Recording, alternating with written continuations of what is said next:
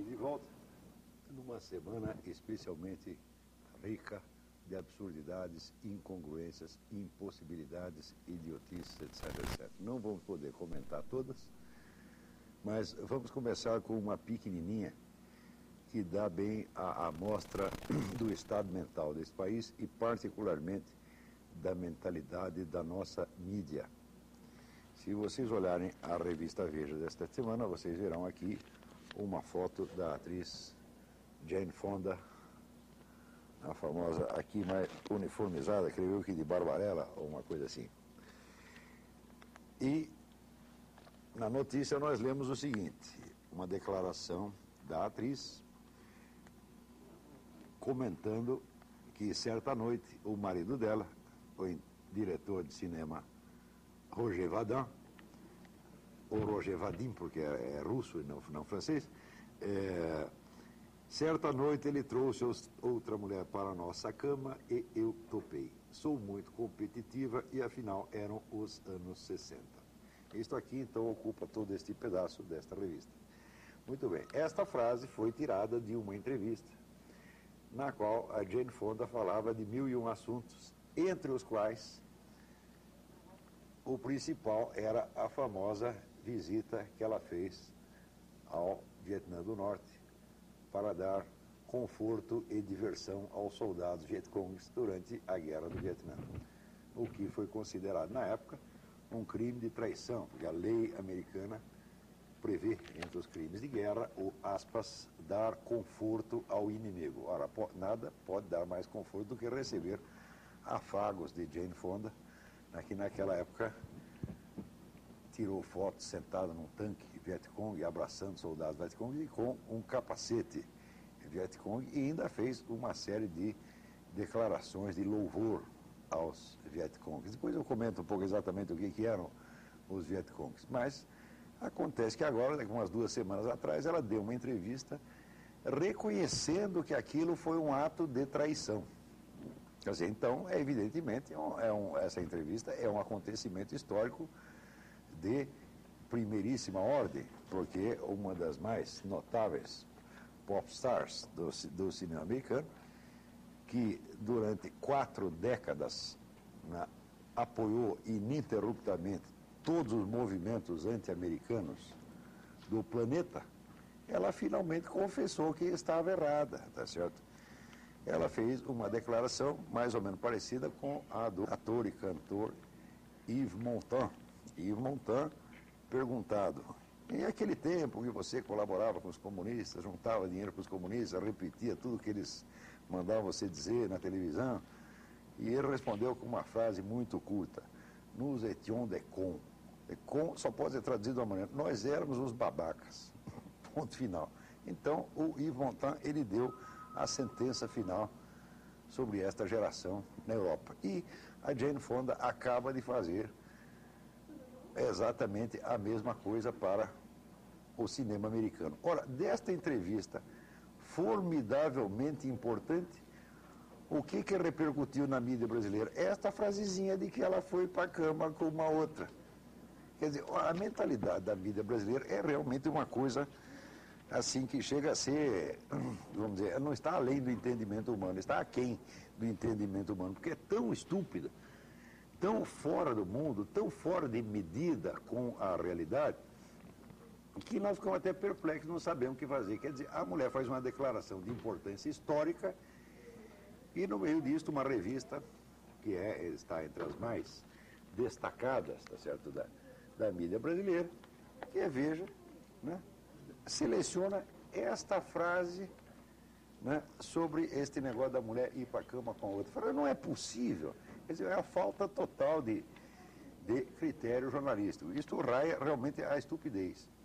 E eu tenho assinalado esses fenômenos há anos, porque eu estudo muito a história cultural dos povos, a história das mentalidades, e comparo o que está acontecendo no Brasil com o que aconteceu em outros países e em outras épocas. E eu confesso para vocês que fenômeno de estupidez generalizada, como nós estamos vendo aqui no Brasil, quer dizer, não tem realmente similar. A única coisa que se parece um pouco foi o que aconteceu na Alemanha entre as 2 guerras, né?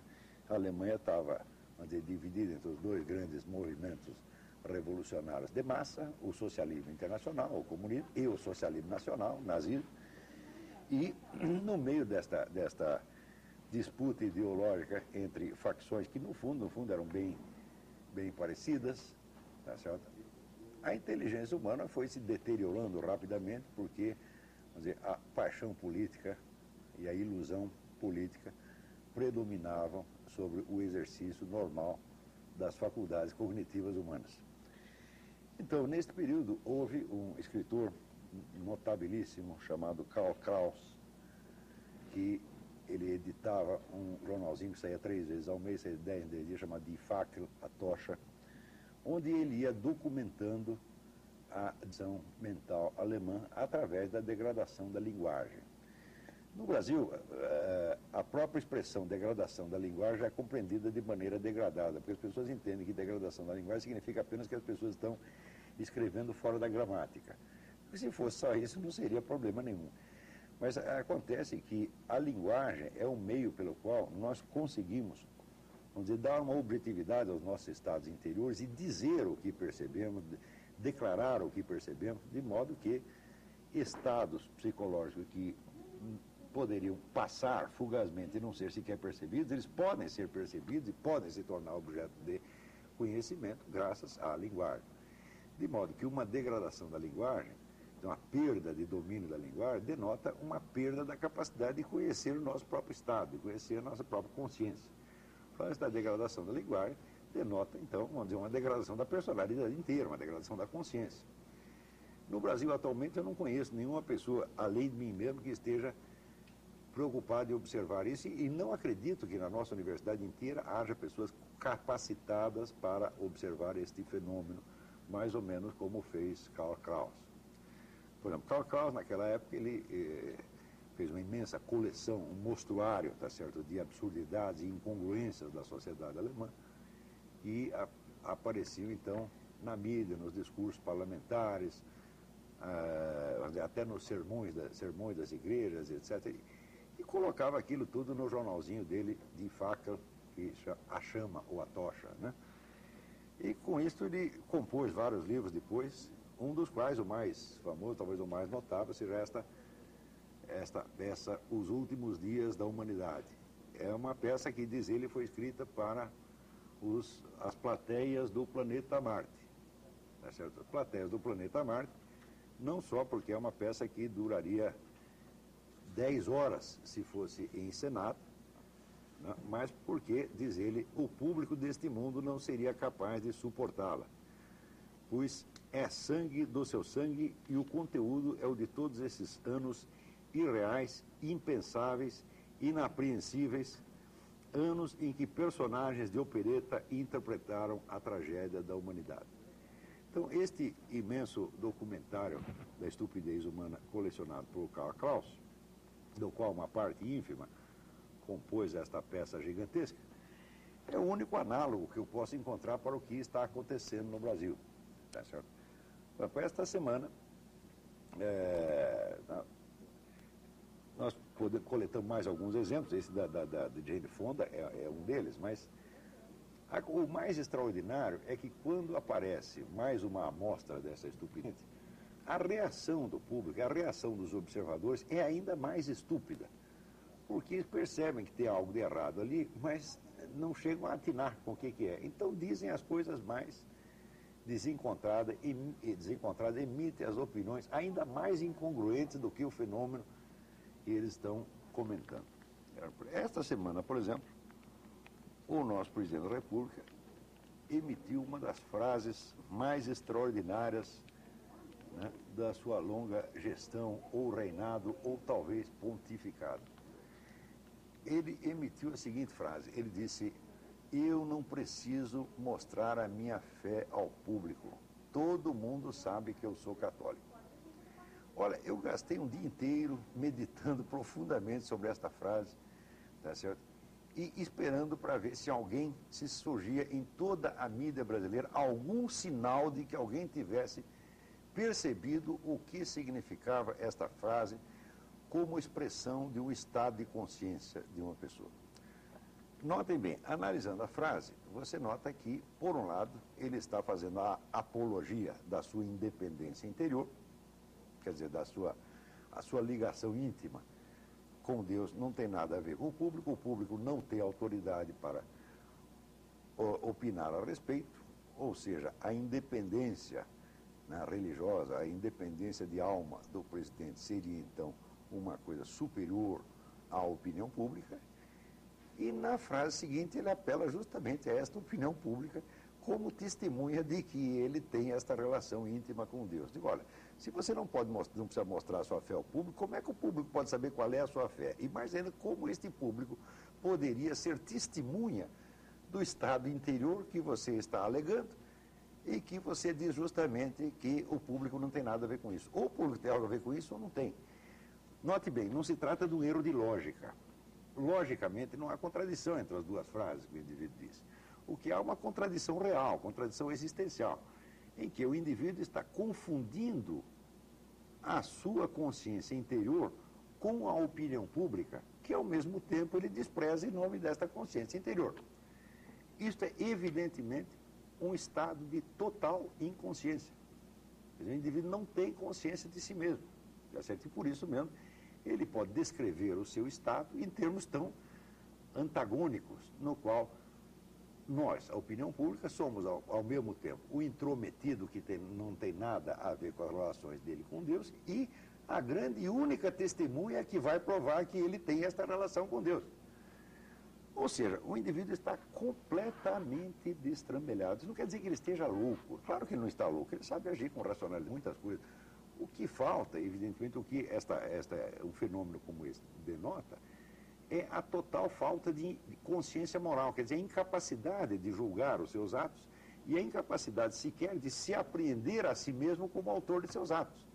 Quer dizer, é um estado altamente patológico, mas não de patologia mental. Isso é o que se chama sociopatia. Então, é uma doença da consciência moral. Ele não é capaz de se identificar como o sujeito de seus atos. Ele confunde o sujeito e o objeto. Mais ou menos como num plano mesmo de doença mental, o esquizofrênico diz que ele é você. Tá entendendo?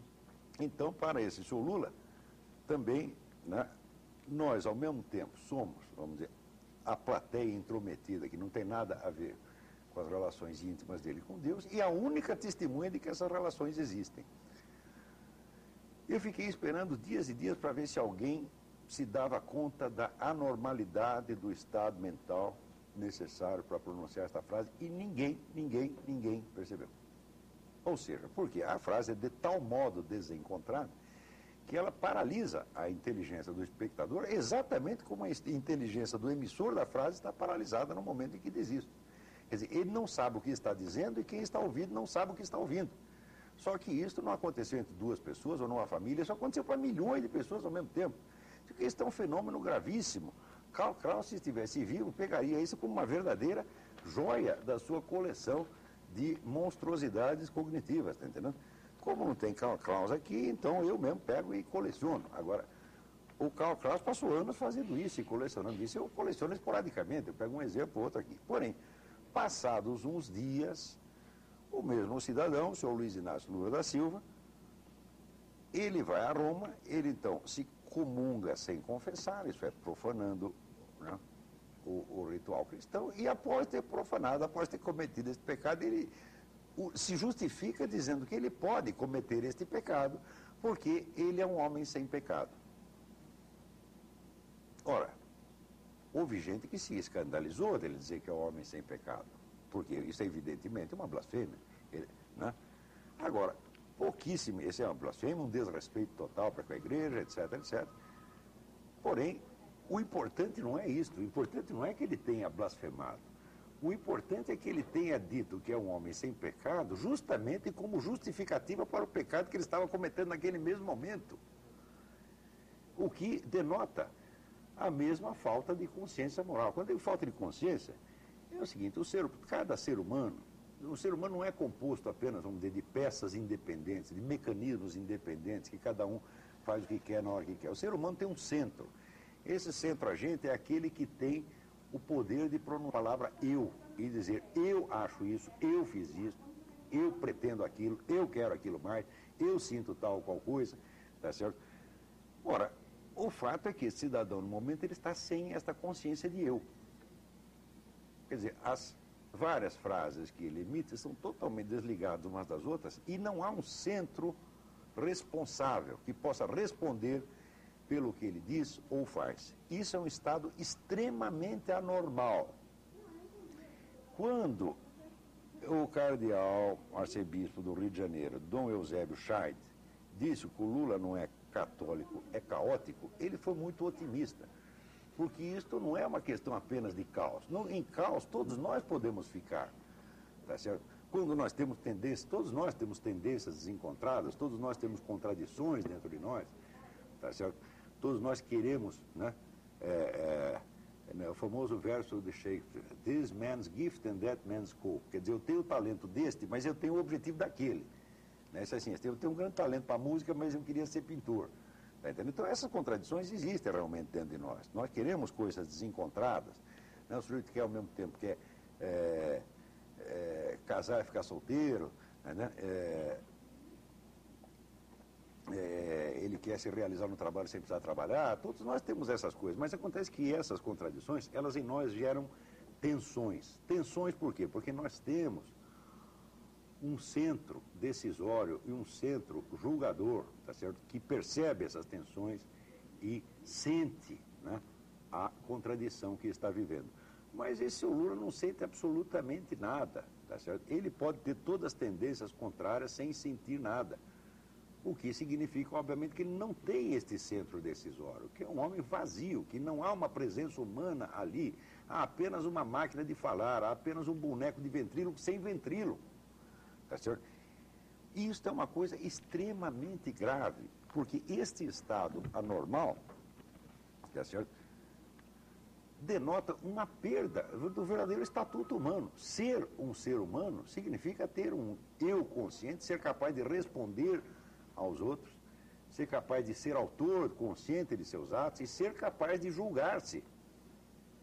Então, eu não considero que o senhor Lula está abaixo da responsabilidade do cargo, ele está abaixo das exigências mínimas da condição humana. O ser humano tem que ser capaz de julgar-se a si mesmo. Quando ele tem uma contradição, ele tem a obrigação de perceber a contradição e de sofrer por ela e lutar para resolvê-la, mesmo que não consiga. Está compreendendo? Quer dizer, a tensão, vamos dizer, entre o bem e o mal, entre forças opostas, é o que caracteriza o ser humano. Mas essa tensão, ela existe e ela dói porque o ser humano tem este centro-agente. Seu Lula diz as coisas mais desencontradas e absurdas sem sentir nada, nada, nada, nada. Quer dizer, no instante do pecado supremo, tá certo? Da profanação e da blasfêmia, ele com toda a inocência diz que não tem pecado. Se ele dissesse isso num momento ou outro qualquer, poderíamos dizer ele está bêbado, etc, etc. Mas no momento mesmo em que está cometendo o pecado, então isso denota total falta de conexão entre seus atos e sua consciência. Ou dito de outra maneira, não tem consciência. Um tipo deste jamais poderia dirigir um posto de gasolina. Eu não entregaria a ele o meu cachorro para ele tomar conta. Eu não entregaria uma dúzia de ovos para ele tomar conta. E, no entanto, entregaram o país. Entregaram o país por quê? Precisamente por o homem ser totalmente oco, por não haver nenhuma consciência humana por trás dos atos dele. Ele pode ser uma superfície em branco na qual cada um projeta o que quer. Quer dizer, um vota no Lula porque acha que ele é comunista e vai fazer a revolução latino-americana. Outro vota nele porque acha que ele é o conservador que vai parar a revolução latino-americana. Está compreendendo? Um vota nele porque ele é o pobrezinho, né, que nasceu de mãe analfabeta, etc, etc. Né, e o outro vota porque ele acha que, que o Lula é o maior líder da América Latina. Eu digo, você não pode ser ao mesmo tempo um pobrezinho desamparado e o grande líder mundial. Né? Mas, como o Lula não é nada, como ele não responde pelo que faz, como ele não tem este centro que você possa identificar e saber o que ele está, qual o conteúdo efetivo de consciência dele, como ele não tem, então pode-se projetar qualquer coisa nele. Ora, contradições, inclusive na esfera política, como eu disse, todo mundo pode ter. O famoso filósofo germano-americano Franz Rosenstock, Eugen Rosenstock, ele dizia que, ele fazia a seguinte pergunta: eu não sei como o sujeito pode ser progressista ou conservador. Todo homem normal é ao mesmo tempo progressista e conservador. Então ele dizia que esta contradição existe no ser humano, mas ela existe como uma tensão consciente, tá certo? Portanto, como alguma forma de sofrimento criador, etc, etc. Mas o seu Lula é capaz, vamos dizer, de pecar e proclamar-se inocência no mesmo momento, a sua total inocência, no mesmo momento, sem perceber as consequências do que diz. Evidentemente, se ele é uma criatura sem pecado, só há duas hipóteses. Se é católico mesmo, ele acredita no pecado original. Então, no mínimo, esse ele teria que ter. E somente Jesus Cristo poderia resgatá-lo. Se ele não tem pecado, então ele está ou acima ou abaixo da condição humana. Para acreditássemos que ele está acima, precisaríamos de ver os seus feitos divinos e miraculosos, tá certo? Dos quais não conhecemos realmente nenhum. Tá certo? Conhecemos uma infinidade de gafes, tá certo? E de desastres administrativos, etc, etc. Isso conhecemos. Conhecemos feitos, comportamento suspeito, conduta suspeita, como essa dele no Foro de São Paulo, tá certo? Que durante 12 anos, né, ou 12 ou 15 anos, dirige as reuniões da entidade coordenadora da estratégia comunista na América Latina, e depois faz de conta que nada disso existe. Daqui a pouco vamos comentar este fato de novo. Mas é isso que conhecemos do Lula, não conhecemos nenhum feito divino ou miraculoso. Portanto, não estando acima da condição humana, não estando na condição humana que tem o pecado como uma de suas condições inerentes, ele só pode estar abaixo. Tá certo? Então, vocês prestem atenção, vocês que votaram em Lula, eu não fiz isso, não fiz dessa vez, em umas outras eleições aí eu fiz isso e confesso que nos étions de con, tá certo? Mas vocês que votaram em Lula, pensem bem no que vocês fizeram. Quer dizer, vocês colocaram lá um indivíduo sem centro, um fantoche oco, dentro do qual não há nenhuma consciência capaz de perceber o que faz, julgar o que faz e orientar o que faz. Vocês entregaram ao Brasil a uma força totalmente cega e desgovernada. Foi isso que vocês fizeram. Bonito. Boa tarde. Tudo bem? Boa tarde a todos, né? Eu queria fazer uma pequena contribuição aqui. Como vocês sabem, a minha missão aqui é apresentar o lado liberal dos acontecimentos econômicos. No entanto, ontem eu encontrei no UOL uma notícia tão emblemática sobre o modo como a mídia lida com os assuntos que eu achei que seria um divertimento delicioso trazer isso aqui. Então, ontem no UOL, há uma notícia assim: Detran do Rio comprova, os homens são mais imprudentes do que as mulheres. Bom, quem lê essa notícia, essa manchete que está ali na tela, tem aqui uma informação clara, nítida e indiscutível. Os homens dirigem pior, ou são mais imprudentes, são menos cuidadosos do que as mulheres. No entanto, ao longo da matéria, o que está escrito aqui é o seguinte, diz assim: o levantamento do Detran do Rio de Janeiro, divulgado nesta sexta-feira, comprovou: os homens cometem mais infrações graves de trânsito. No entanto, a guerra dos sexos no volante apresenta empate em relação ao número proporcional de multas. E aí vai para o final dizendo assim: diante disso, a distribuição de multas entre os sexos é mais equilibrada, quando se considera a proporção de motoristas homens e mulheres, né? Em 2004, foram 775 mil multas para homens e 246 mil para mulheres. Portanto, são 2,7 multas para homens para cada multa para mulheres. No entanto, há 2,8 homens de cada mulher. O que comprova que elas receberam proporcionalmente mais multas do que eles.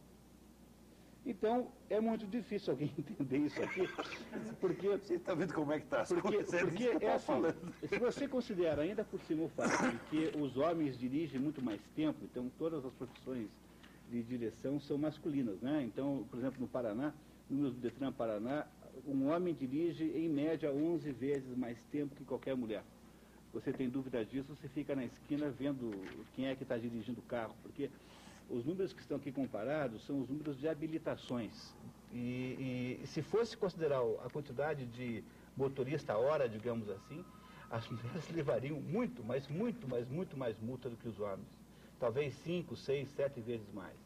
No entanto, a conclusão que o jornalista é capaz de escrever aqui é: Detran do Rio comprova, homens são mais imprudentes que as mulheres.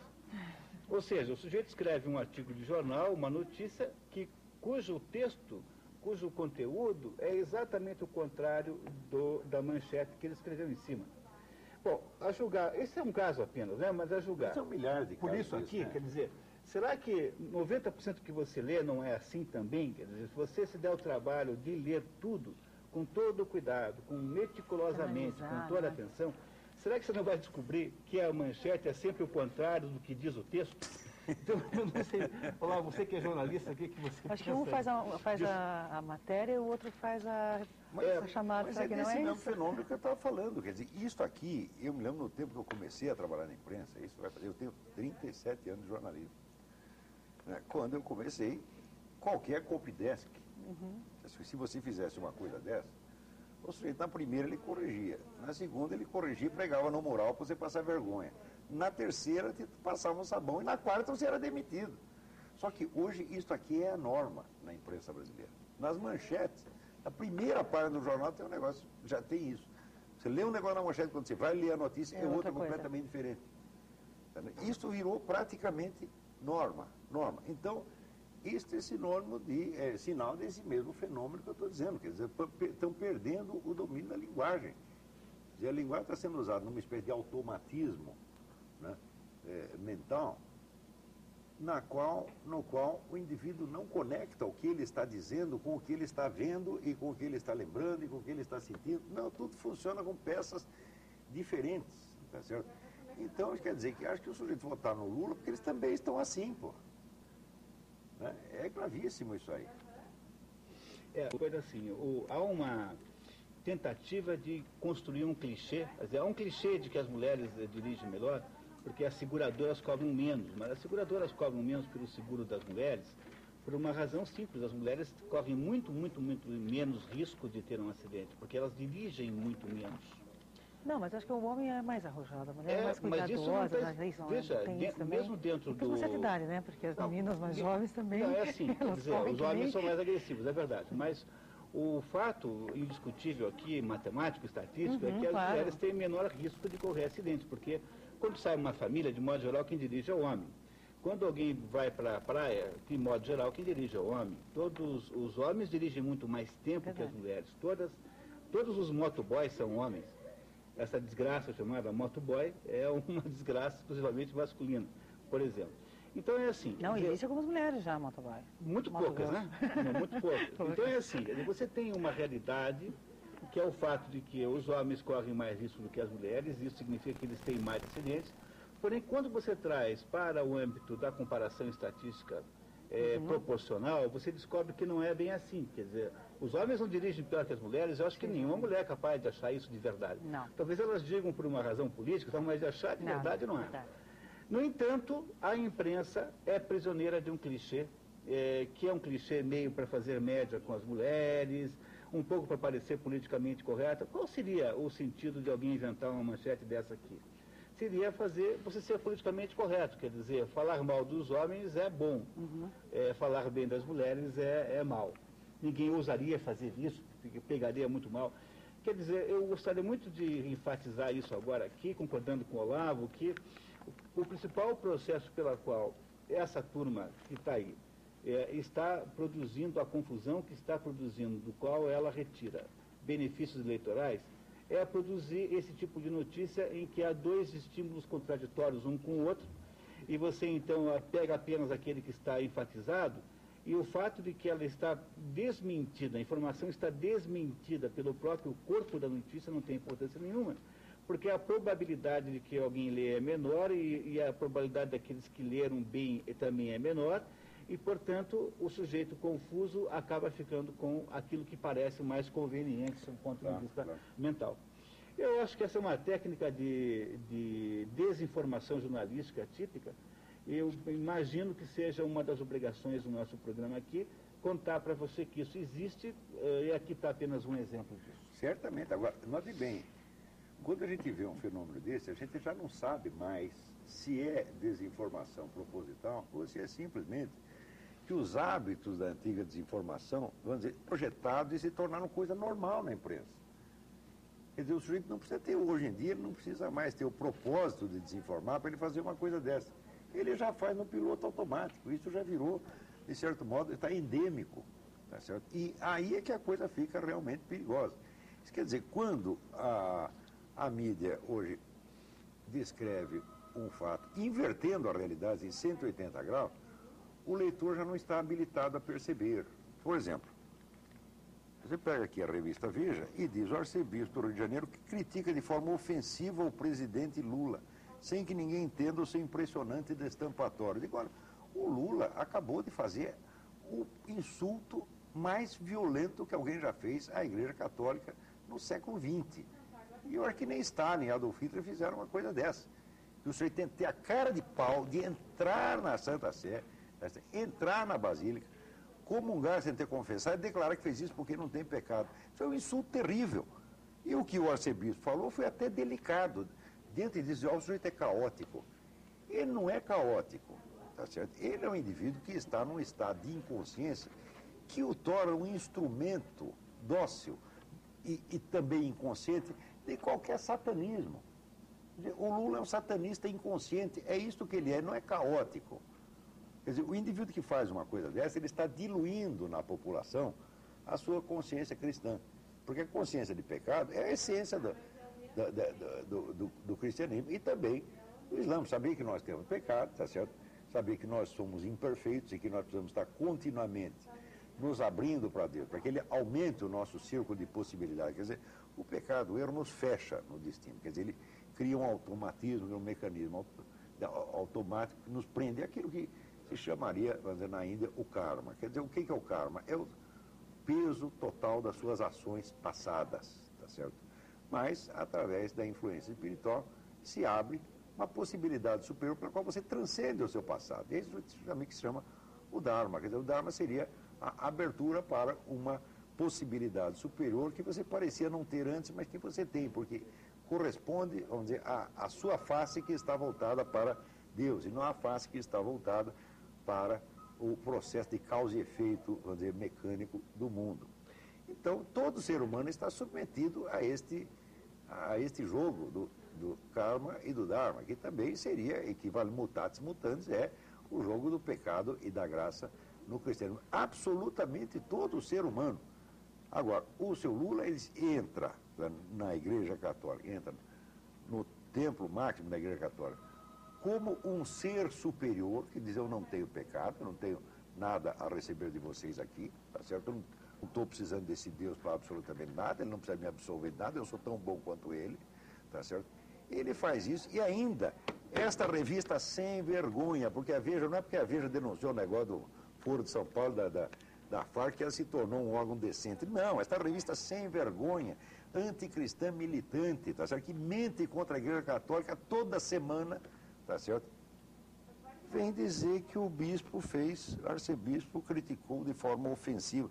Não é ofensivo dizer que é caótico. Eu digo que o Lula é um satanista inconsciente, digo e provo. Se o seu Lula quiser me processar, por isso eu digo: ó, o que o senhor fez é satanismo inconsciente mesmo.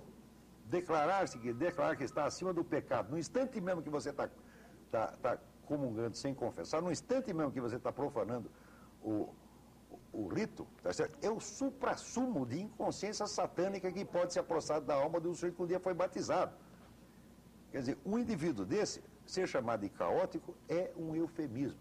Agora, esta revista quer dar ao público a impressão de que foi o cardeal que exagerou. Agora, o país está tão podre que é capaz até do cardeal se acovardar e pedir desculpa, quando ele teria obrigação de explicar, em termos de doutrina teológica, a mais rigorosa possível, por que ele está dizendo isso e por que o Lula é mais do que caótico. Quanto a esse seu Severino Cavalcante, esse tipinho desprezível que vocês estão vendo aqui, tá certo?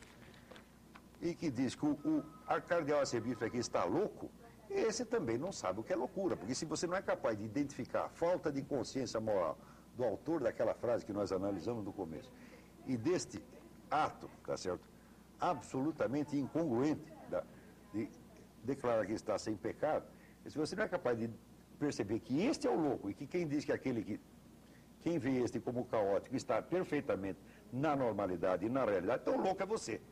Então aqui, seu Severino, louco é você. Além de louco, é burro. Além de burro, é puxa-saco. Porque o senhor está, vamos dizer, cuspindo em cima da igreja, como se a igreja não tivesse o direito de julgar, vamos dizer, a conduta pública dos seus fiéis, ou pelo menos aqueles que dizem que são fiéis, e como se a máxima medida da moralidade pública fosse a presidência da República, de um país insignificante do terceiro mundo, tá certo? Onde há ainda ao lado uma instituição ainda mais insignificante, que é essa que o senhor preside, tá certo? E como se isto fosse autoridade em matéria teológica. O senhor Severino, o senhor vai dar palpite nos seus assuntos provinciais, o senhor é um caipira burro, tá certo? Não está sabendo de coisa nenhuma. Não digo que o senhor subiu em cima da chinela, o senhor subiu estratosfericamente acima da chinela, dá palpite nisso. Muitas Tem perguntas. pergunta para nós? Muitas perguntas, comentários. Antes da pergunta, eu queria lembrar uma coisa. Tem um cidadão que a semana passada escreveu dizendo que nós três somos os três patetas e ameaçando de vir bater na gente aqui. Digo, olha, meu amigo, isso é uma grande imprudência da sua parte. O senhor já viu o filme dos Três Patetas? É aquele negócio de martelada na cabeça, alicate no nariz, né, maçarico no traseiro. Pô, o senhor está correndo grave risco que o senhor vai amanhã mesmo eu vou comprar um poodle. Deixar lá em casa no jardim. Poodle? Tanto medo que você está, né? Deixar lá em casa no jardim. Tudo se proteger. Pois é, o Cacá Camargo, que é presidente da Juventude Progressista de São Paulo, ele enviou um e-mail, ele já havia enviado um que você respondeu para ele, que ele queria participar mais ativamente do Mídia Sem Máscara. Ele diz que é um anti-esquerdista, admira muito o trabalho de vocês e gostaria de saber se vocês estão ligados a algum partido político. Não. Deus nos livre e guarde. Tem que responder como Miguel de Unamuno convidaram ele para entrar no partido. Ele disse, partido não, só inteiro. E as pessoas que parabenizaram o programa, o Cacá Camargo de São Paulo, a Anabel também de São Paulo, Frank McMullen Jr., a Cleia Alexander e Dalva. Agora tem uma muito interessante aqui, Olavo, que diz o seguinte: a Janaína do Bigorrilho, que ela é formada em comunicação social e formanda de direito. É inconcebível uma pessoa vir a público na TV e falar esses absurdos que o senhor Olavo está falando. É por isso que esse programa tem um ibope tão baixo. Deixa eu ver aqui. Tem o nome da senhora aqui? Tem. Janaína do Bigorrilho. A senhora é deformada em comunicação social e deformanda em direito. A senhora é muito burra, tá? Não tenho que responder isso aqui, porque a senhora não disse nada. A senhora disse apenas que está brava. Isso aqui é o que se chama jus esperneando. A senhora está muito brava conosco, mas nós não estamos nem bravos com a senhora, entendeu? A senhora não faz a mais mínima diferença. E o nosso ibope talvez seja baixo, mas o seu é mais baixo ainda. Provavelmente. Bom, a Dalva também por e-mail. Vocês assistiram ao coletivo que o presidente deu por ocasião da morte do Papa? Então, o jornalista perguntava uma coisa e ele respondia outra. Pode um presidente não entender o que se pergunta? Mas não é que ele não entende o que se pergunta, ele não entende o que ele fala, ele não entende o que ele faz. Não é exatamente disso que nós estamos falando. Isso é um fato extremamente grave. Eu entendo que a dona Janaína, com o seu QI 12, não seja capaz de entender a situação. Tá certo? Né? Então, a maturidade de um bebê de 3 anos, a pessoa não vai entender realmente isso. É preciso ter estudado um pouco, precisa ter meditado um pouco e precisa ter condição de comparar. Tá certo? Condição, sobretudo, de apreender a linguagem como expressão do estado interior do indivíduo. Tá certo? E saber distinguir o que é, às vezes, um mero erro de lógica, que todos nós podemos fazer, tá certo? Do que é uma incongruência existencial real. Eu sei que essa dona Janaína e outros tantos nem estão sabendo falando, e por isso mesmo ela acha absurdo porque ela não entende. Mas eu jamais tive a pretensão de que essas pessoas nos entendessem. Eu estou falando para pessoas inteligentes, tá? Olha, agora o José Pedro de Santa Cândida diz que o senhor foi muito feliz ao fazer o comentário quanto à gafe do presidente Lula em relação à fé. Em função do conhecimento, o presidente Lula se inclui entre os que, abre aspas, fé demais, fecha aspas. Tá? E a Margarida do VV, só de dizer que não é pecador, o Lula, né, ele já está pecando por mentir. E pior, mas pior ainda, por dizer isso no momento, para justificar o pecado que está fazendo naquele mesmo momento. Quer dizer, olha, você vê, o Jânio Quadros, aqueles dois pés andando cada um numa direção, era mais congruente do que o Lula. Porque pelo menos tinha um conflito, quer dizer, tinha um pé para cá e o Jânio Quadros no meio. Agora, o Lula é o seguinte, tem um pé para cá e outro para lá e não tem nada no meio. E o professor Hélio do Centro pergunta para o Olavo se você já leu a obra Escutas a Ninguém, do autor William Reich. Escutei. O William Reich foi um belíssimo tipo. Né? Ele fez estudos importantíssimos sobre a circulação de energia no corpo humano. iniciou uma série de pesquisas que ainda continuam, são muito frutíferas. Né? E o Vilham Braille passou por várias fases. Ele primeiro foi comunista militante, depois foi anticomunista, depois foi para os Estados Unidos, depois ficou contra os americanos, e no fim ele ficou louco. Mas a loucura final dele, acho que em parte foi efeito das suas próprias pesquisas. Ele está mexendo com assuntos extremamente, vamos dizer, explosivos e perigosos. Mas, de qualquer modo, eu considero o Vilham Reich uma espécie de herói, desbravador do desconhecido, o qual se deu muito mal no meio das pesquisas. Mas o famoso Zé Ninguém, a que ele se refere neste livro, que é um livro, não é um livro de psiquiatria, é um livro de polêmica, tá certo? Ele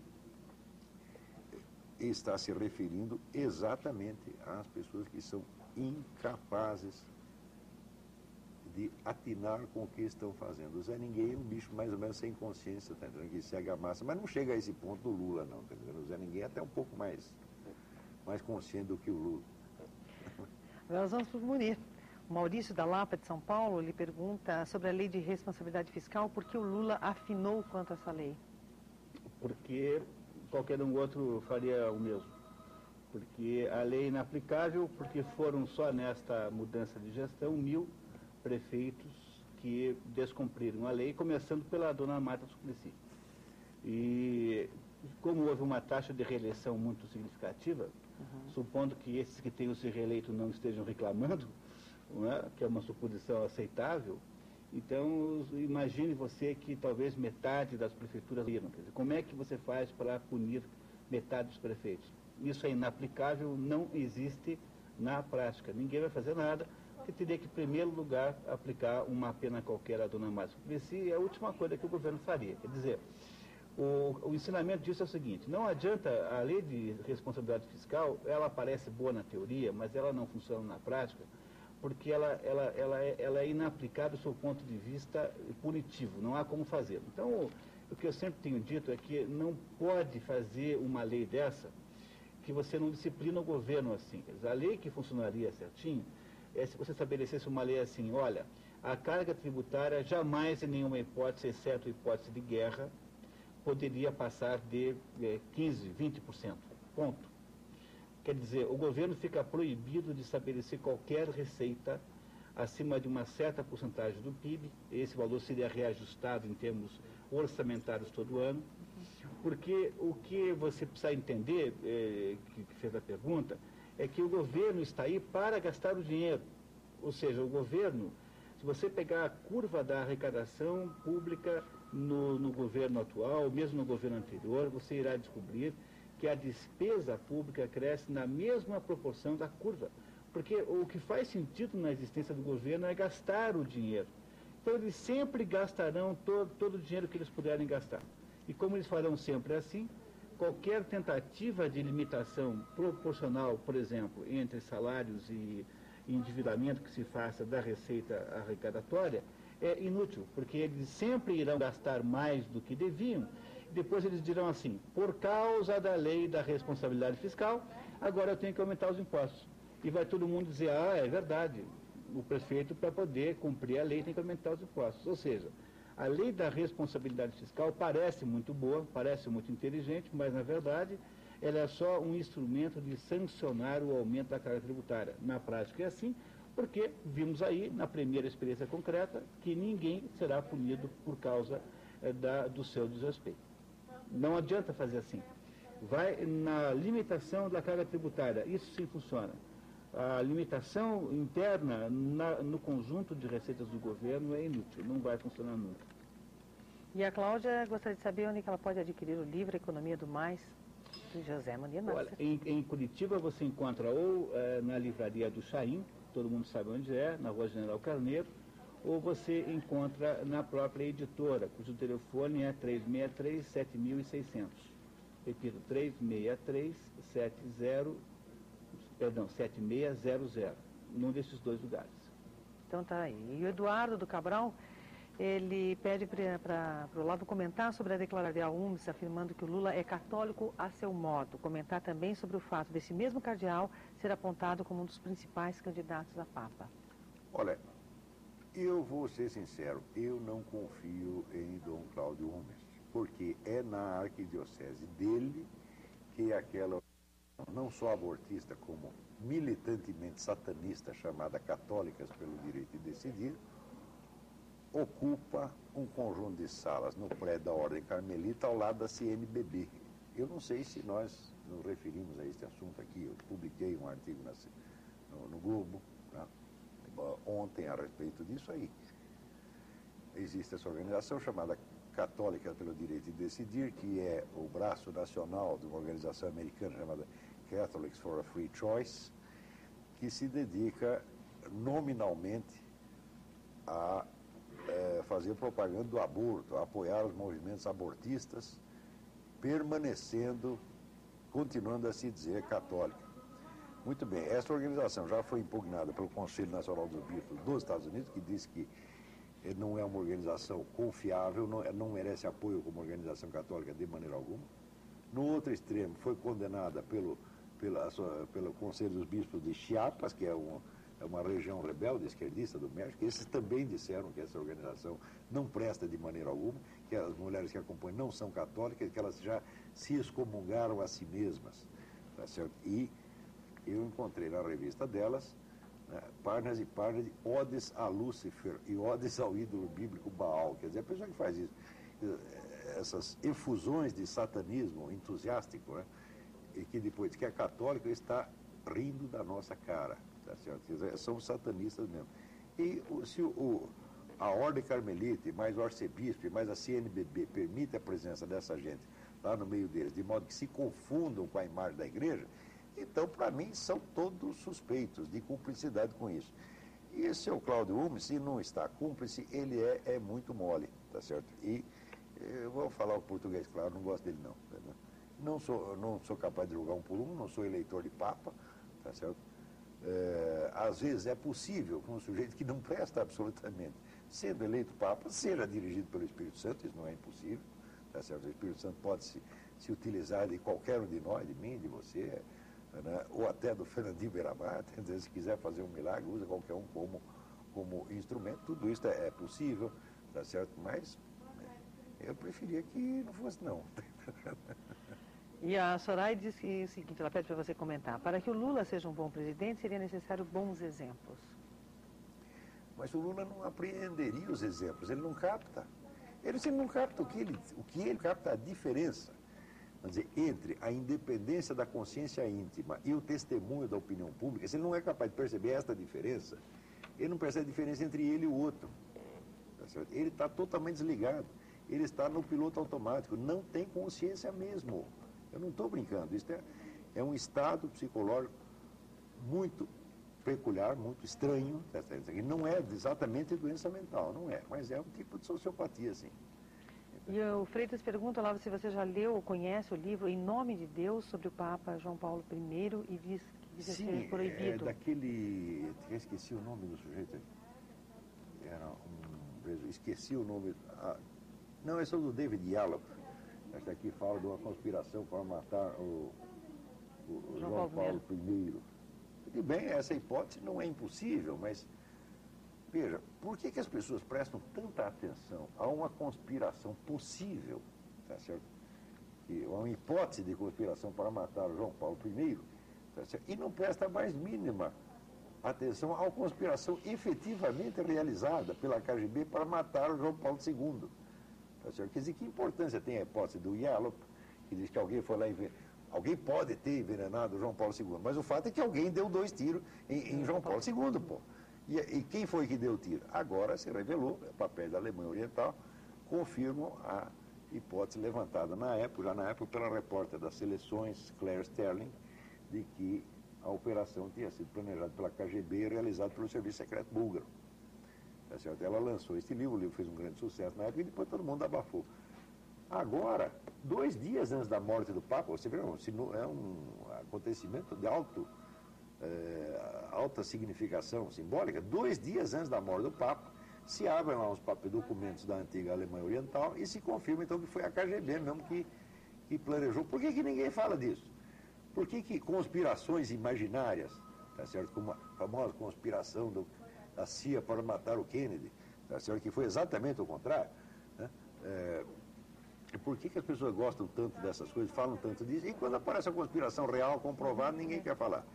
No caso do Kennedy, por exemplo, a própria KGB, o próprio dirigente da KGB confessou que passou documentos falsos para o diretor de cinema Oliver Stone para induzi-lo a acreditar nessa história que depois ele filmou.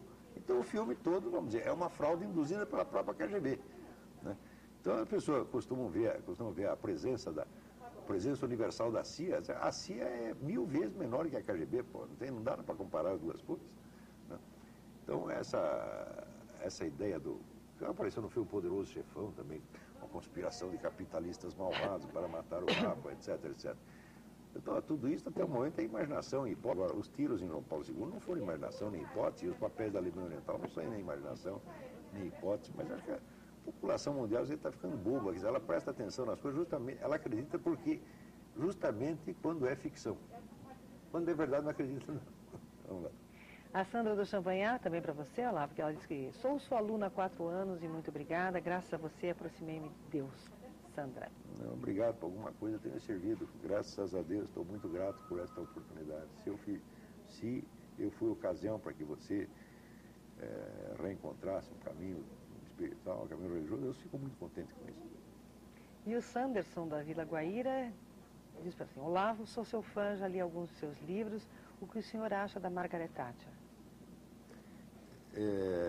Bom, a Margaret Thatcher, ela e o Reagan marcaram uma etapa e, sem dúvida, fizeram um grande trabalho ao demonstrar de novo ao mundo a viabilidade, vamos dizer, de algumas linhas conservadoras em economia, tá certo? Propiciaram, vamos dizer, um progresso enorme para os seus respectivos países e, no fim das contas, deram um exemplo. Mas note bem, mas eu não sou assim thatcherista fanático, eu nunca cheguei a ser um fã da Margaret Thatcher, como nunca fui fã do Papa, entendeu?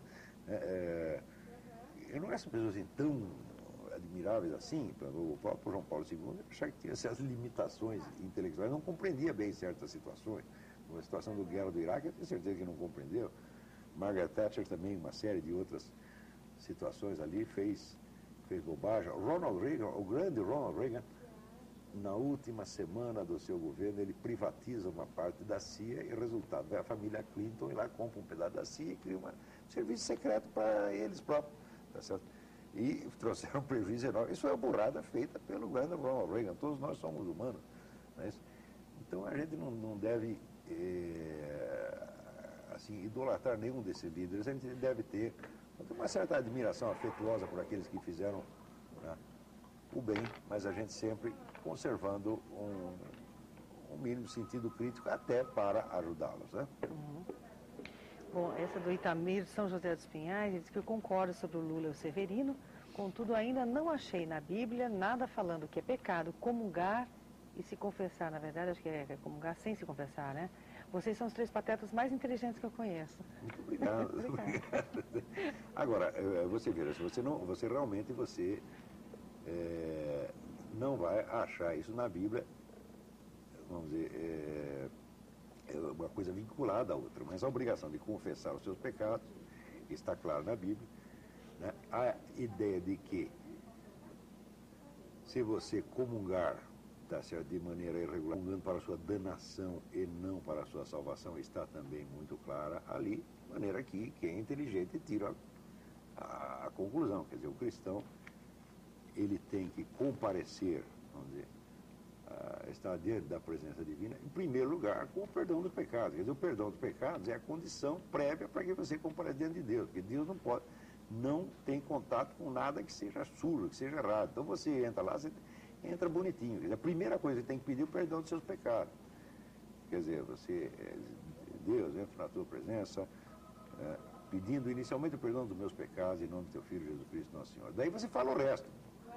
Agora, não pode entrar lá sujo, esculhambado, isso aí, e daí você já está ofendendo, você está tentando humilhar o próprio Deus, você está impondo a sua presença, tá certo? Você está impondo a presença do pecado diante de Deus. Isso aí é, obviamente, blasfematório. E isso é exatamente o que o Lula fez. Quer dizer, se ele acha, não, eu não preciso confessar nada, porque eu sou bom, eu vou lá, eu faço, eu aconteço, eu digo, bom, não é isso que Deus acha, seja o que você acha. É isso. Então, ele, neste momento, ele está insultando a Deus. Ele tão logo insulta e continua dizendo que é um homem sem pecado. Então, não é possível que ele não perceba, tá certo? Que se ele não tinha pecado nenhum, que é impossível, ele já acaba de cometer um. E não, no momento que faz a declaração, está cometendo o segundo. Ou seja, é um desencontro entre o personagem, a agente, e a sua consciência. Ele não tem consciência do que faz. Ele não é capaz de se julgar a si mesmo. Esse homem só fala. Ele não tem um de si para si, ele não medita sobre si. Ele não é capaz de conversar consigo mesmo a respeito de si mesmo. Eu fiz tal coisa, será que estou certo, será que estou errado? Não tem isso, meu filho. É um homem oco. Maria Aparecida está parabenizando o programa. Eu acho que esse agora é para os dois. Qual a opinião de vocês dois sobre a credibilidade do jornal Estado do Paraná, do grupo Paulo Pimentel, que está no governo, e do jornal Gazeta do Povo, estando a Globo com tantas dívidas junto ao BNDES? Seu Getúlio de Campo Magro perguntando. Olha, Getúlio, você mencionou dois jornais aqui da província, né? No sentido simpático da palavra. O problema não são esses dois jornais aí. Por exemplo, a Gazeta do Povo é um jornal que tem uma dimensão local e não pretende mais nada além disso. E eu seria até capaz de dizer que em determinados momentos a Gazeta do Povo faz um grande esforço. Por exemplo, eles têm uma dedicação a assuntos paranistas que eu acho extraordinária. Agora, é um jornal sem pretensões. O que eu acho grave, que eu acho que a situação é muito importante, é que os grandes grupos de telecomunicações do Brasil, que são, respectivamente, a Rede Globo, que tem o Jornal Globo, o Grupo Abril, que não tem jornal relevante, e a Folha de São Paulo e o grupo ligado ao Dia, e Jornal do Brasil, esses grupos, sim, estavam pelo menos muito mal economicamente e não há outra fonte de recursos para ajudá-los que não seja os recursos do BNDES. Então, se existe uma possibilidade de esses grupos submeterem-se a uma certa atividade simpática ao governo federal, ela será obtida agora, porque depende do dinheiro federal a possibilidade desses grupos continuarem existindo economicamente falando. Então eu diria a você que os nossos jornais aqui da terra são jornais que fazem o que podem, mas eles não são de modo nenhum o problema. Quer dizer, eu não me lembro mais qual é o número exato, mas se eu não me engano, a dívida consolidada dos grandes grupos de comunicação no Brasil estava por volta de 800 milhões de reais, unindo todo mundo, sendo o maior de todos os devedores o Grupo Globo, o grupo da TV Globo. Eu acho que isso é muito preocupante. Se você tem preocupação nisso, eu acho que você tem toda a razão. É preocupante sim, porque aí você une dois problemas. Primeiro, você une o jornalista que já tinha sozinho, sem nenhuma iniciativa, sem nenhum estímulo, uma simpatia pelo governo. E agora você tem ainda por cima o dono do negócio, o capitalista, fazendo o possível para parecer simpático. Então, quando você consegue chegar nesse ponto, você tem daí a garantia de que a imprensa terá uma parcialidade absolutamente clara na direção das ações do governo, não tenha dúvida disso. Coisa que, obviamente, irá mudar rapidamente se o governo parecer que não vai conseguir a reeleição, né? Aí talvez a imprensa se torne mais autônoma em relação a isso. Mas eu acho isso muito, muito, muito importante, porque tendo em vista o conjunto de dificuldades, o conjunto de circunstâncias políticas que nos rodeiam. Veja, o Brasil faz parte de um conjunto de países, ele não é uma entidade autônoma. Nesse momento, ele faz parte de um eixo esquerdista na América Latina, dirigido talvez com a pessoa mais importante de todos, seja o Chaves, da Venezuela. O Brasil tem uma imprensa que é absolutamente simpática, uma intelectualidade, digamos assim, imaginericamente, às posições e posturas e propostas esquerdistas. Bom, na hora que todos os donos de jornal, que antes talvez se metessem numa posição meio neutra, deixassem o pessoal fazer o que queria, porque só estariam interessados no dinheiro. Agora, na hora que eles também têm um interesse em fazer publicidade, propaganda para o governo, eu acho que a situação ficou muito pior do que antes. Certamente. Né? Não sei o que você pensa, Olavo. Não, eu penso que, vamos dizer, esse esquema petista aí já dominou mesmo toda a imprensa. Dominou por dois lados. Primeiro, dominou economicamente através desse esquema que eu estou falando. E segundo, dominou por dentro das redações através da militância e da rede de simpatizantes e colaboradores informais, que constitui 99% das redações. Quer dizer, não tem por onde escapar. Isso quer dizer que a possibilidade que o povo brasileiro tem de ser informado corretamente hoje é nula, nula. Não há a mínima possibilidade. A mídia inteira está comprometida neste esquema. Isso nunca aconteceu na história do mundo. O que aconteceu foi, em outros países, você tem um regime totalitário que cria censura à imprensa, persegue jornalistas, e daí impõe à força. Tá certo? Mas uma rede de cumplicidade canalha como essa, tá certo? Todo mundo tentando, tudo escondido, isso nunca aconteceu na história do mundo. Isso é a coisa mais sem vergonha da história da mídia mundial. Nunca aconteceu uma coisa desse tipo. Você quer ver um exemplo? Procura no jornal, nosso jornal Mídia Sem Máscara, www.mediasemmascara.org, a reportagem do Fábio de Andrade chamada O Volátil Furo de São Paulo. Quando o Mídia Sem Máscara começou a pegar material do site do Foro de São Paulo para noticiar o que estava acontecendo na discussão da estratégia comunista latino-americana, todo mundo disse que nós estávamos inventando e que aqui não existia, que não existia Foro de São Paulo nenhum. Durante anos sustentaram isso. Até chegou uma hora, não deu para sustentar mais, porque já aparecia as atas, aparecia a fotografia, aparecia a documentação internacional, aparecia as publicações do próprio Foro de São Paulo, feita no exterior, aí não dá mais para esconder, então passaram para o plano B. O plano B era dizer, não, isso é apenas um órgão de debates, não tem maior importância, etc. Se não tem maior importância, como é que reúne 84 partidos, 84 organizações poderosas todo ano, tá certo? Gastando dinheirão para fazer esta reunião e fica dias lá discutindo e no fim emite resoluções que são diretrizes obrigatórias para todos. Como é um fórum de debate, se é apenas um fórum de debate, se emite resoluções e essas resoluções têm poder decisório para 84 organizações. Ora, o Lula, como presidente do Foro de São Paulo, quer dizer que ele, sendo o presidente, ele comandava o foro e, portanto, era ele que emitia diretrizes para essas 84 organizações. Isso tem sido escondido, foi escondido durante 10 anos, agora não dá mais para esconder, então, o que decidiu? Começa a sumir com as atas do foro, os documentos do foro. Só que o Fábio foi rastrear e pegou, vamos dizer, em sites de arquivo que tem na internet, rastreou, descobriu que o site do Foro de São Paulo é uma parte do site do... Então, quer dizer, uma ocultação desse tipo, na qual praticamente todos os jornalistas têm sido cúmplices, isso nunca aconteceu, isso é uma vergonha para a história do nosso país. Isso é um país de gente vendida, subserviente, muito baixa, está entendendo? Nós não estamos, veja, o governo não é um governo tirânico que esteja nos obrigando a fazer isso ou aquilo. Não, o governo simplesmente compra as pessoas e elas se oferecem, às vezes compra até de graça. Quer dizer, a pior corrupção é aquela que é de graça. Quer dizer, o sujeito, tendo em vista que amanhã ele pode receber um favor, ele já faz, né? A vigarice de graça oferece, é brinde. Tá certo? Os nossos jornalistas estão oferecendo, vendendo a sua consciência como brinde para o partido governante. Tá certo? Até quando fazem alguma denúncia, atenuam a denúncia de modo que o povo não perceba a verdadeira gravidade. Até esse barulho que fizeram em torno dos famosos 5 milhões de dólares da Farc, eu digo, que importância tem receber 5 milhões de dólares da Farc comparado a 15 anos de cumplicidade política com as Farc, meu Deus do céu. 5 milhões de dólares é apenas uma propininha, né?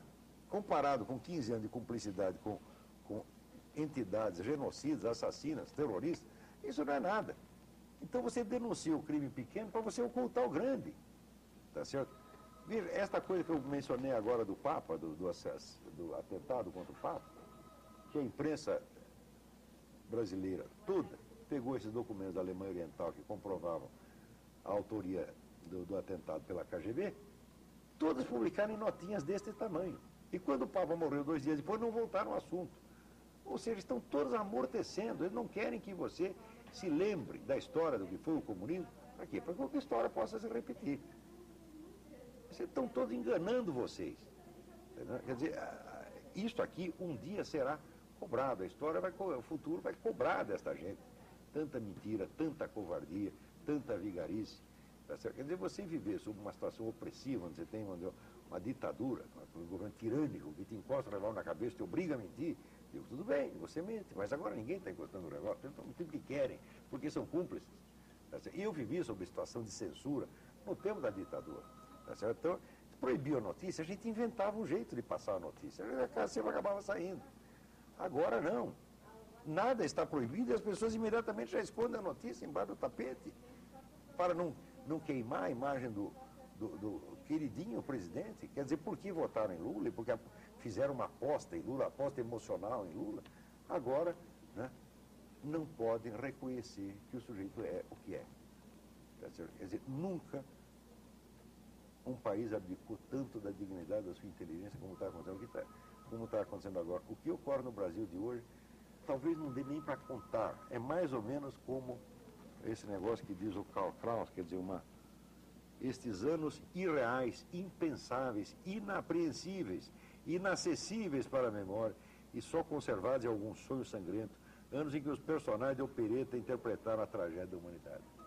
Esses camaradas não são nem personagens de opereta no sentido europeu, são personagens de teatro e revista. Né? Vamos lá. Olha, eu queria até pedir desculpas para os nossos telespectadores, porque nós encerramos às 4h30 as perguntas, né? Porque senão não dá tempo da gente responder tudo. Porque, na verdade, a Janaína, né, ela disse que a gente não tem embora, mas tem pergunta aqui para 2 programas já, né? Então a gente tem que encerrar às 4h30, senão não dá tempo de responder. Janaína, todo mundo presta atenção nela. Bom, Ninguém faz nada sem consultar a Janaína. O Messias do Portão, ele quer agradecer ao programa pelos grandes temas tratados, assim como não existem elogios que possam ser usados para vocês 3. Muito obrigada ao Messias do Portão. Os 3 patetas agradecem. Os 3 patetas agradecem. E o Stanislau do Xaxim, ele disse, senhor Olavo, o que o senhor entende como consciência e como se dá a consciência? Olha, existe uma história do famoso pseudo-guru, era um charlatão espiritual, mas um charlatão espiritual muito cheio de senso de humor, George Gurdjieff, e ele conta que um dia ele disse para um aluno, olha, você não tem consciência moral nenhuma. Daí no dia seguinte o sujeito disse, olha, eu fui procurar no dicionário o que era consciência moral, eu não achei não. A minha resposta para o senhor é mais ou menos essa. Se o senhor não sabe o que é consciência, eu não vou poder lhe explicar. Então tá. O Marino Jardim Social, ele diz que precisamos de mais mídia sem máscara. Parabéns. A imprensa em geral goza de imunidade tributária, artigo 150. Essa imunidade teria como fim que a imprensa trabalhasse no sentido de trazer cultura e desenvolvimento social ao povo. No entanto, a preocupação é apenas com o faturamento. O senhor tem toda a razão. Não é só faturamento, não. Eles querem mais coisas, querem vantagem política, querem outro tipo de poder, querem ser o próprio Estado. Quer dizer, as novas gerações de jornalistas foram educadas na ideia de que eles são agentes de transformação social. Antigamente, o jornalista, repórter, era um sujeito que era pago para fazer um serviço e ir lá contar o que aconteceu. Agora não. Agora você é uma espécie de governante. Você é o agente que vai transformar a sociedade, vai transformar a sociedade, que eu saiba, são os políticos que você votou para isto. Agora, o jornalista não. Agora, só que precisaria esclarecer que a imunidade tributária de que o telespectador está falando aplica-se a qualquer órgão produtor de informações. Quer dizer, você tem a imunidade tributária aplica-se ao jornal, à revista, ao livro. E ela é a imunidade sobre os impostos de venda, tanto do papel quanto do produto pronto. E o objetivo dessa imunidade, que está na Constituição brasileira, é facilitar o acesso das pessoas à informação, quer dizer, reduzir a carga tributária, diminuindo o custo dos livros, revistas e jornais, digamos assim. Então, embora o princípio disso tenha sido muito bem intencionado, ele pode, obviamente, servir tanto ao bem quanto ao mal, né? No entanto, ela é mais ampla do que a imprensa, ela atinge toda a produção editorial ampla, lato sensu, digamos assim. E o Marco de Almirante Tamandaré, ele pede para comentar sobre o governo do ex-presidente Bill Clinton. Olha, hoje mesmo eu estava lendo um livro que se chama Intelligence Failure, quer dizer, fracasso do serviço de inteligência, em que mostra que o desmantelamento do serviço de inteligência durante a gestão Clinton tornou absolutamente inviável a defesa norte-americana, resultando, portanto, na vulnerabilidade americana no tempo do 11 de setembro. Tá certo? Então, o que foi feito durante o governo Clinton nesse sentido, é hoje que as pessoas estão começando a se tocar, porque foi tanta coisa ruim que foi feita ali, cujos efeitos ainda se observam hoje, tá certo? E praticamente, você vê, ele desmantelou, paralisou o serviço de inteligência, fazendo com que ele criou uma comissão, que seria a comissão coordenadora do serviço de inteligência, o que significa que os vários serviços de inteligência não podiam se comunicar entre si sem passar por essa coordenação. Então a coordenação, ela vetava, dizia, tal informação que está no FBI não pode chegar na CIA, tal informação que está na CIA não pode chegar no Serviço Secreto do Exército, e assim por dentro. Ora, e fez isso justamente quando esses serviços estavam investigando as relações entre o próprio Bill Clinton e a espionagem chinesa. Quer dizer, o indivíduo, para encobrir o seu envolvimento com a espionagem chinesa, que é o que facilitou as coisas para os espiões chineses no laboratório nuclear de Los Alamos, e que depois recebeu uma enorme contribuição de campanha, na campanha seguinte, na contribuição de uma estatal chinesa, é muito grata, evidentemente. Então, quando estava investigando isso, o Clinton, o que fez? Inventou essa coordenadoria para bloquear todo o intercâmbio de informações. Então, claro que inviabilizou a máquina inteira. Então, esse negócio do 11 de setembro, por exemplo, ou depois o vexame que apareceu no negócio das armas de destruição em massa, né? Não, as armas de destruição em massa estão lá, não estão lá. As armas de destruição em massa tinham sumido, que tempo, né? Então o exército entrando lá e procurando as armas, não estão mais aqui. Quer dizer, foram feitos de trouxa realmente. Não que não devesse ter invadido o Iraque, devia sim, de qualquer maneira. Mas a ideia de que ia encontrar lá as armas de destruição em massa, que naquela altura já estavam na Síria, no Irã, fazia anos, né? Então, os americanos foram feitos de palhaço. Você foi feito de palhaço por quê? Pelo Clinton. Entendeu? No caso da famosa Operação Colômbia também, quer dizer, oferecia à Colômbia aquela ajuda para combater o narcotráfico, com a condição de que não mexesse na guerrilha. Resultado, os cartéis acabaram, a guerrilha se tornou todo poderosa. Vai dizer que o Clinton não era capaz de calcular esse efeito? Claro que era. Calcular. Então, a gestão Clinton,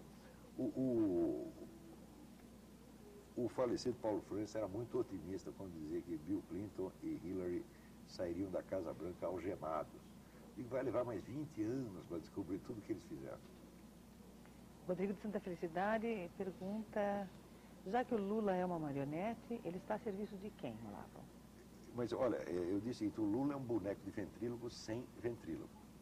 Quer dizer, não há efetivamente alguém que o controle. O que há é esta entidade coletiva chamada Foro de São Paulo, que o Lula representa e que repete que nem um idiota aquilo que foi decidido ali. A carreira do Lula sempre foi assim. O Lula não interfere, ele não atrapalha o movimento, ele espera a Assembleia decidir e age, entre aspas, democraticamente, quer dizer, democraticamente com os amigos dele. O que eles decidiram, colegiadamente ou coletivamente, ele personifica, representa, veste a camiseta e sai defendendo aquilo. Para isso não é preciso consciência alguma, ele é apenas um garoto propaganda. Quer dizer, ele recita o script, mas ele não precisa ser manipulado por alguém em particular. Você está entendendo? Ele representa, ele personifica, como garoto propaganda, o conjunto do que foi decidido ali nesses encontros do Foro de São Paulo e nos próprios congressos do PT. Ele sabe, vamos dizer, obedecer à Assembleia e, como é que se diz, transmitir o discurso da Assembleia para o restante da nação.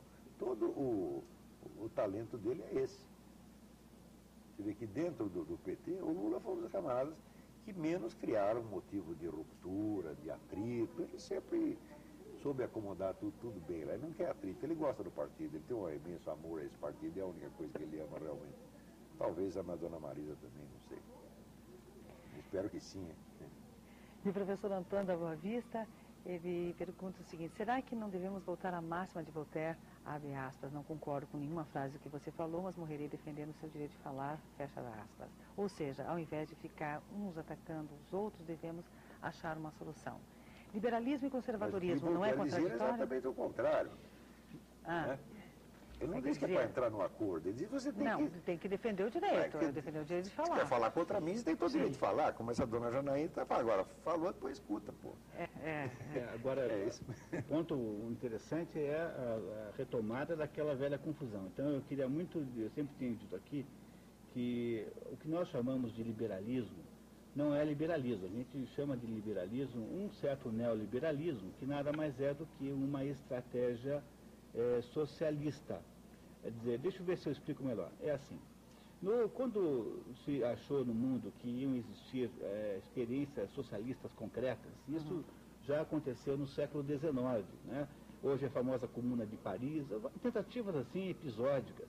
No fundo, tudo começa com muito mais precisão histórica na Revolução Francesa, que já é, de certo modo, já uma espécie de embrião disso tudo. Ao longo do século XIX, há várias experimentações.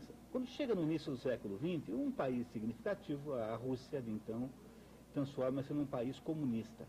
E isso, não só por força do exemplo, mas também por causa da habilidade do Lenin em fazer a publicidade disso. Este fato transforma-se numa espécie de tentação europeia. Naquele momento, então, a Europa, de certo modo, pega fogo. Quando você estuda a Guerra Espanhola foi uma guerra continental na prática. Todo mundo se meteu, o México, inclusive. Todo mundo viu naquela guerra uma espécie de grande contraposição entre o modelo capitalista, que seria representado pelo Franco. Isso eu estou dizendo assim, eu sou ponto de vista da opinião pública, porque o Franco também não era nenhum pró-capitalista. O Franco era só um sujeito um pouco truculento, mas religioso, católico, que achava que não tinha que ter bagunça. Era uma mentalidade assim de caserna mais do que qualquer outra coisa. E um grupo que achava que o governo dito legalista da Espanha representava a próxima experiência socialista na Europa. Então, perceba que no início do século XX, há uma tentação europeia de estabelecer outras experiências comunistas. No entanto, já no século XIX, um grupo de socialistas muito inteligentes dizia assim, olha, esse negócio da gente fazer o comunismo como a apropriação pelo Estado dos meios de produção e transformação das empresas em empresas estatais, ou seja, da apropriação dos meios de produção por meio do Estado e a criação, então, de um país de funcionários públicos, mais ou menos assim. Já que, sob o ponto de vista dessas pessoas, a General Motors era ruim, então eles queriam, na verdade, criar uma espécie de General Everything, que é o comunismo, né? Quer dizer, o que é o comunismo? É General Everything, né? Quer dizer, tudo é estatal, é uma firma só. Bom, e essa turma diz assim, olha, isso é uma fria, não vai nisso, porque isso não vai dar certo. Esta gente que defendia é chamada de socialistas fabianos. E a expressão fabiano, ela é dada em homenagem a um general romano chamado Fábio Cunctátor, que é o sujeito que defendeu Roma contra Aníbal, o cartaginês, e que, de certo modo, impediu que Roma fosse destruída, porque o Aníbal poderia ter ganho, nunca se sabe por que não fez o último golpe de misericórdia, mas ele fez o máximo. E ele achava que a essência da estratégia militar, quando você está se batendo contra alguém mais forte que você, que era o caso, é de você fingir a fraqueza, você recua, o outro ganha terreno, você recua de novo, e quando ele começa a ocupar terreno demais, ou começa a se despreocupar com você, você contra-ataca. Essa estratégia, portanto, de recuo tático para a vitória estratégica é a essência da estratégia do Fábio Cunctátor. E os socialistas fabianos achavam isso. Eles achavam o seguinte, olha, esse negócio do governo ter fábrica de prego e ser dono de lanchonete não vai funcionar. Vamos fazer o seguinte, deixa os capitalistas cuidarem do dinheiro, e eles vão fazer tudo possível, vão acordar cedo, vão fazer cursos, vão mandar os seus funcionários estudar, eles vão ficar tão bons que eles vão ganhar um dinheirão, e quando eles estiverem com um dinheirão, nós vamos lá e colocamos um imposto incrivelmente alto em cima deles, pegamos o dinheiro e fazemos uma revolução. Como eles só pensam em dinheiro, eles farão tudo que a gente quiser, basta que a gente diga para eles que o dinheiro está garantido. Não é o que faz o Lula, quer dizer, quem é o sujeito que mais gosta do governo? Não é o analista de banco, o economista que acha que não tem nada mais incrível do que o governo brasileiro atual, que o Palocci é um gênio. Por quê? Porque na mentalidade capitalista típica, a única coisa que faz sentido na vida é ganhar dinheiro. Então esse pessoal fará todo o possível para ganhar dinheiro, ganhará todo o dinheiro possível, até mesmo que isso lhes custe a vida.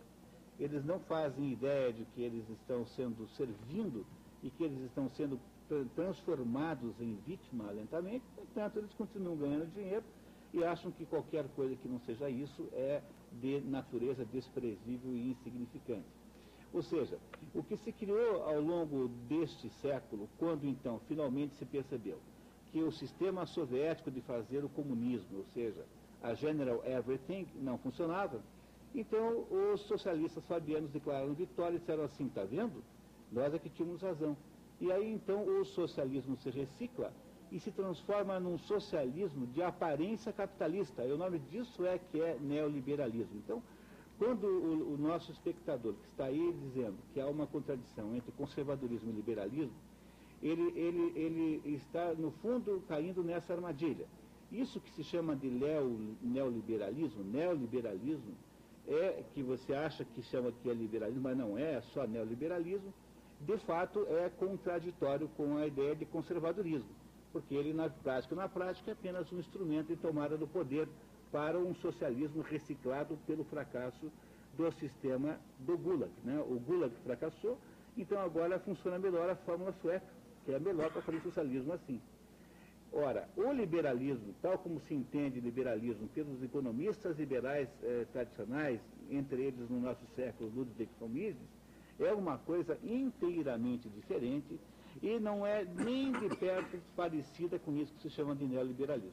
Então, há uma absoluta coincidência entre liberalismo e conservadorismo, sim, mas há uma total contradição entre essas duas coisas e o novo socialismo que existe hoje e a sua formatação econômica chamada neoliberalismo.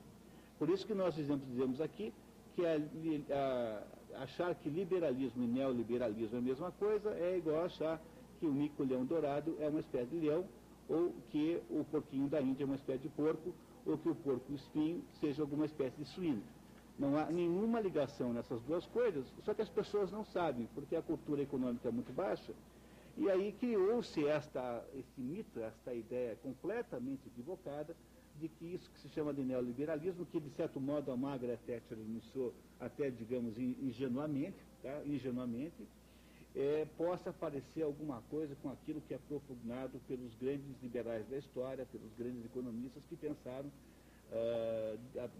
a partir de Adam Smith, por exemplo, que a ação humana é indelegável, ou seja, a essência do liberalismo clássico é que a ação humana é indelegável e os seres humanos são responsáveis pelo próprio destino. Então, você é o primeiro responsável pela sua segurança, por isso é que você devia se rebelar contra o desarmamento civil, você é o principal responsável pela sua aposentadoria, você é o principal responsável pela solução do seu problema econômico pessoal. Se todas as pessoas pensam assim, cria-se uma sociedade de prosperidade.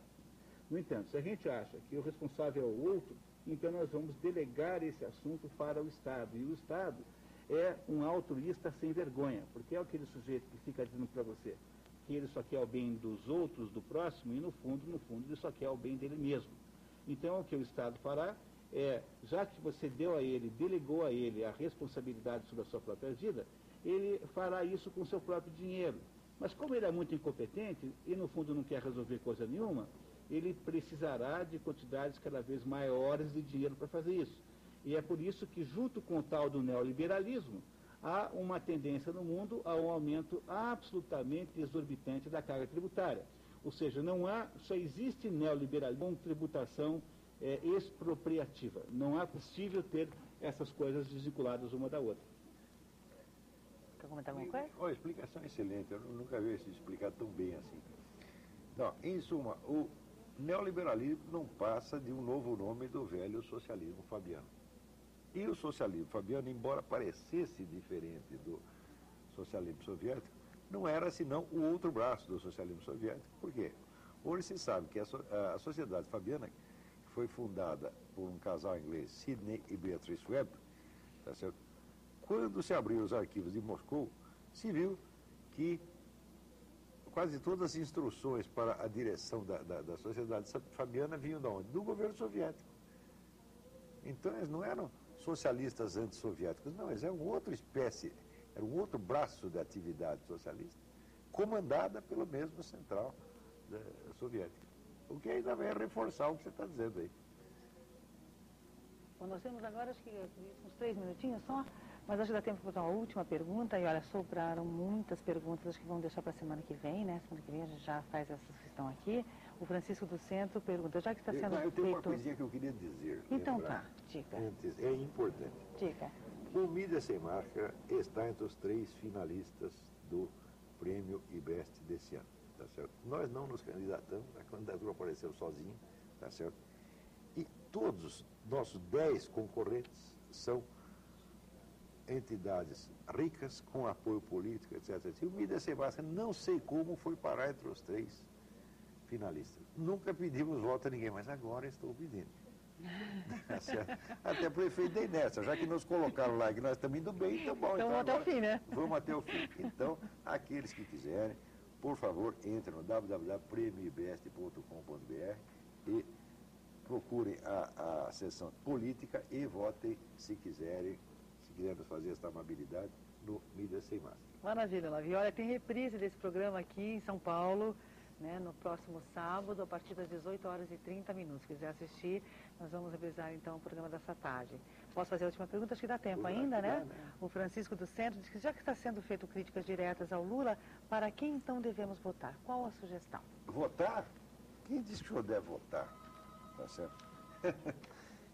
Só vote em alguém se não tiver algum meio de deixar de fazê-lo. Tá certo? Por quê? Quando os candidatos já vêm todos pré-moldados dentro da mesma cabeça, como na última eleição presidencial, que eram todos associados de uma maneira ou de outra ao Foro de São Paulo, não adianta votar. O nosso problema não é votar, o nosso problema é restaurar as condições, vamos dizer, políticas, jurídicas e culturais para que o exercício do voto signifique de novo alguma coisa. Não existe democracia, circulação de informações. A circulação de informações nesse país está bloqueada. Tem que desbloquear primeiro e depois pensar em quem votar. Por enquanto, tanto faz, votar num ou votar no outro. Agora, se houver, de fato, de novo a circulação de informações, de novo a confrontação, tá certo, de opiniões, aí sim.